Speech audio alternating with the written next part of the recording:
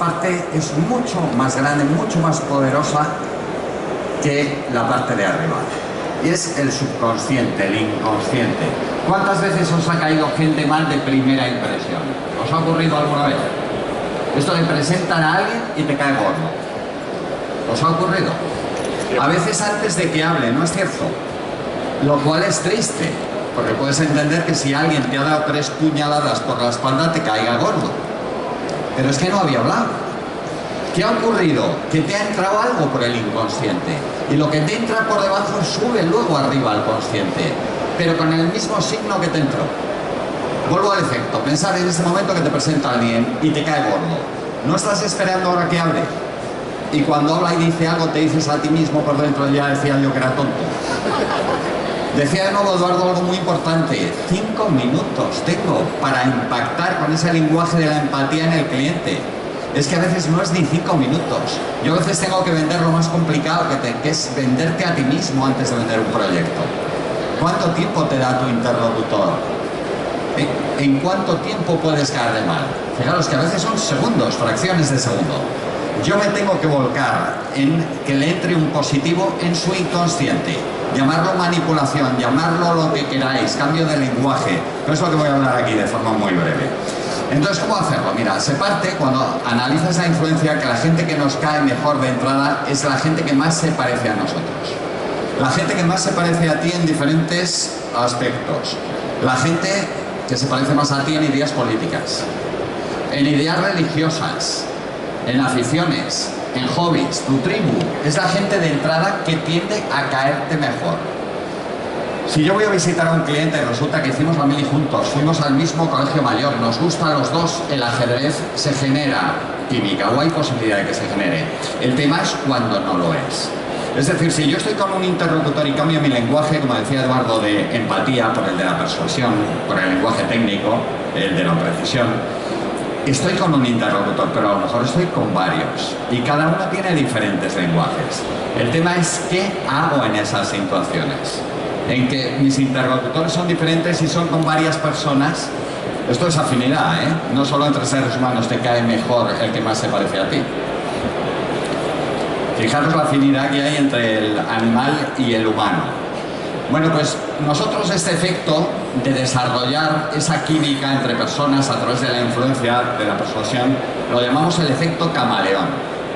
Es decir, cuando Eduardo decía cambio el chip de forma automática, estoy con este y mi registro cambia. Me pongo en sus zapatos y cambio mi lenguaje para poder llegar a él. Pero fíjate, cuando decía cuando tengo varios, el tema es que no son el mismo y tengo que llegar a varios. ¿Cómo lo hago ahí? Para ver cómo hacer el camaleón vamos a partir de la influencia, de la comunicación, de cómo influimos las personas. Tú cuando comunicas con alguien, yo ahora estoy intentando comunicar con vosotros. Estoy utilizando 3 elementos. En la comunicación hay 3 elementos. El primer elemento es el lenguaje de tu cuerpo. Todo lo que os está entrando de mí a través de vuestros ojos. El segundo elemento de mi comunicación es mi entonación de la voz, el volumen, las pausas, la melodía, el ritmo del hablar. El tercer elemento que tienes en la comunicación es el contenido, es las palabras, es el mensaje, es lo que os quiero transmitir aquí.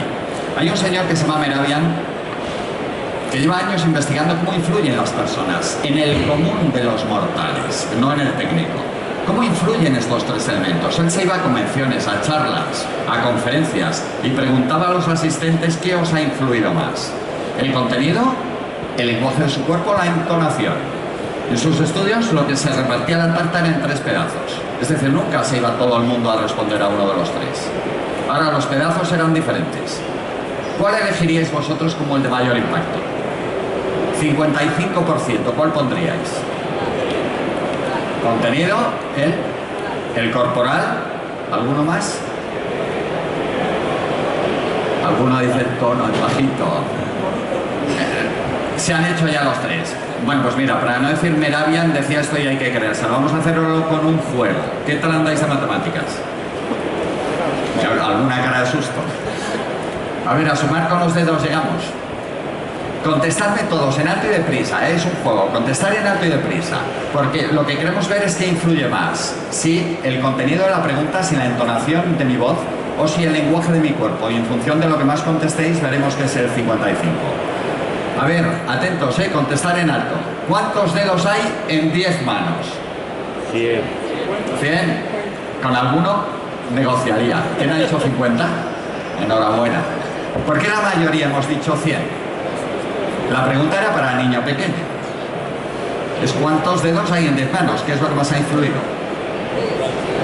Fijaros, lo que más influye es el 55% del lenguaje de tu cuerpo, de lo que ves. En el cerebro, en el prefrontal, 1/3 del volumen es por el procesamiento visual, es 1/3. Pero es que por tus ojos cada segundo entran 2 millones de datos, mientras que por el resto de los sentidos te entra 1 millón. Es decir, 2/3 de lo que me está entrando cada segundo al cerebro me entra por aquí. Bueno, pues esto es el 55. El 38, ¿qué diríais que es? Te preguntan sobre esta ponencia. Oye, ¿qué tal ha estado este señor Manuel Tallada? Muy divertido. La gente atiende más a la entonación de tu voz que a lo que dices. Fijaros qué triste es esto en comunicación. Resulta que el 93 es el envoltorio frente al lenguaje, frente al contenido. Esto sabéis dónde se ve bien hoy día, en política. Yo he hecho la prueba de ir a mítines políticos y cuando sale la gente preguntas, oye, ¿qué tal está el ponente? Impresionante cómo habla, qué bueno es, qué carisma. ¿Pero qué ha dicho? No lo sé, pero qué bien lo dice. Esto le escuchas a la gente. Dices, es triste que ese 7% se haya ido diluyendo. Ojo a esto, si sois técnicos y la charla es técnica, aumenta el 7. Puede ser un 30, puede ser un 40, un 50. Lo que quiero transmitir aquí es que hay una parte de tarta muy importante y es la que quiero que utilicemos ahora como el camaleón. Quiero que os vayáis con 2 o 3 herramientas de aquí, ya que tengo poco tiempo. El camaleón, ¿qué es lo que hace? Lo decía Eduardo en su charla, se adapta al medio. Se decía, allá donde fueres, haz lo que vieres. Bueno, pues esto es lo que tienes que hacer con tu interlocutor, pero no ya en el lenguaje de la palabra, sino en el lenguaje del cuerpo. Suponer que entráis por aquí, por la puerta, y me saludáis con una sonrisa. Eso es un gesto de la cara. ¿Cómo os caería yo si os devuelvo el saludo sin sonreír? ¿Cómo caerías? Caes gordo. Si alguien te cuenta algo triste, tus gestos de la cara son tristes, por pura empatía, por lo que se llama la neurona espejo. Y lo haces inconscientemente. Pero es que hay gente que no tiene sentido común y tiende a hacer lo contrario. He puesto alguna imagen aquí que es muy visual para que veáis la potencia del lenguaje del cuerpo. Cómo el camaleón se va adaptando a los medios. Cuando alguien te cae bien, fíjate cómo se abrochan los 3, cómo se colocan la corbata a los 2. Cuando alguien te cae mal, fijaros el lenguaje del cuerpo, la señal que le vas indicando al otro. ¿Qué es lo que hago yo? Mimetizar a mi interlocutor, porque además es muy curioso, tú al que tienes enfrente no se da cuenta lo que estás haciendo. Él está centrado en hablar o en escuchar, no está diciendo, me está imitando. Yo si estoy con alguien que se sienta, si yo estuviese charlando antes con Eduardo, me habría sentado así con Eduardo. Si estoy con alguien que es muy expresivo con las manos, utilizo las manos al hablar. Ojo, lo único que no hay que imitar es el lenguaje agresivo u obsceno. Si el cliente se está ahorcando la nariz, no te pongas a ahorcar la nariz. O él pega puñetazo a una mesa, no lo pegas tú. Pero lo que hago es adapto el lenguaje del cuerpo. Es el 55%. 38% la voz. Mira, la voz es tu voz. Ahora, para que lo veáis desde la perspectiva del sentido común. Hay 3 tipos de voz. Gente que habla alto y deprisa. ¿Conocéis gente que habla así? Más de 200 palabras por minuto, además con volumen alto. Segundo tipo de personas, gente que tiene un tono de voz moderado y uniforme. No es alto, no es bajo, no es rápido, ni lento, es normal.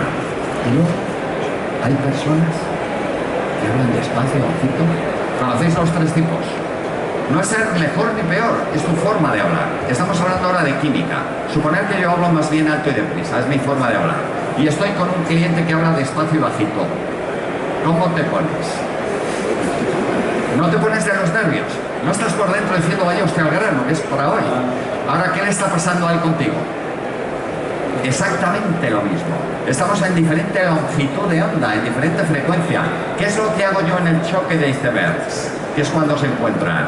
Son unos segundos, son unos minutos. Luego hablo como hablo, no puedo estar todo el tiempo. Pero si mi cliente habla despacio y bajito, yo hago un esfuerzo al principio y bajo el ritmo. Si él habla alto y rápido, meto un poco más de energía, meto algo más de impulso. Hablo algo más rápido de lo habitual.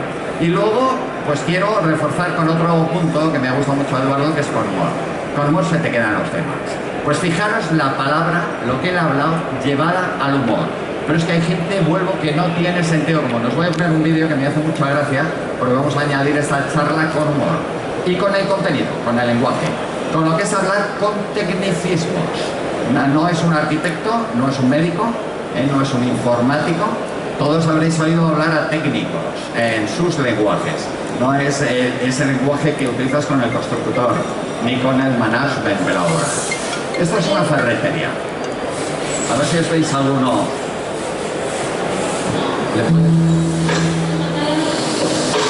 Hola, buenas. Hola, ¿qué tal? Quería unos burenques para jambas.